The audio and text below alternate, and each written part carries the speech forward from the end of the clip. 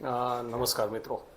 ઘણા મિત્રોએ ખાસ એક વસ્તુ પૂછી કે આ ડાયાબિટીસના નિયમન કે નિયંત્રણના આંકડાઓ કેમ વારંવાર ફરે છે. પહેલાં તમે જે ગાઈડલાઇન્સ હતી એમાં એમ કહેતા હતા કે ભાઈ 200 સવા 200 આવે તો ડાયાબિટીસ ગણાય. હવે તમે એમ કહો છો કે 140 કે 170 હોય તો પણ એને પ્રી ડાયાબિટીસ ગણવું પડે.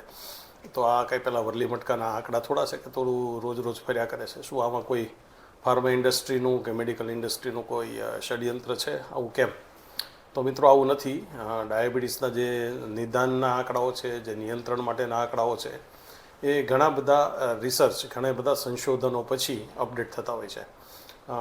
સંશોધકોએ અને ડૉક્ટરોએ જોયું કે જે 200-250 ડાયાબિટીસ નુકસાન કરતું હતું એ બી 140-170 એ પ્રક્રિયા શરૂ થઈ જાય છે. એટલે સતત સંશોધનોને અંતે આ આંકડાઓ નક્કી કરવામાં આવતા હોય છે. અને વિશ્વ પ્રસિદ્ધ સંસ્થાઓ જેવી કે અમેરિકન ડાયાબિટીક એસોસિએશન એડીએ અથવા યુરોપિયન સોસાયટી ઓફ એન્ડોક્રાઇન, આવી સંસ્થાઓ દ્વારા આ માપદંડ નક્કી કરીને બહાર પાડવામાં આવતા હોય છે. એવું જ બ્લડ પ્રેશરમાં છે. ઘણા લોકો કહેતા કે પહેલાં 100 વત્તા ઉંમર એટલે બ્લડ પ્રેશર ગણાય. હવે એવું તમે નથી કહેતા. તમે એમ કહો કે 130-140 જેટલું તો હોવું જ જોઈએ, એનાથી ઊંચું નહીં.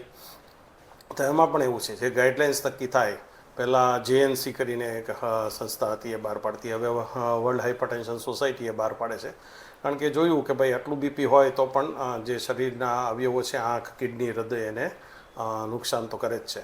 એટલા માટે જે આંકડાઓ છે એમાં કોઈ રમત છે કે એની પાછળ કોઈ દવાઓ વેચવા માટેની એક ષડયંત્ર છે,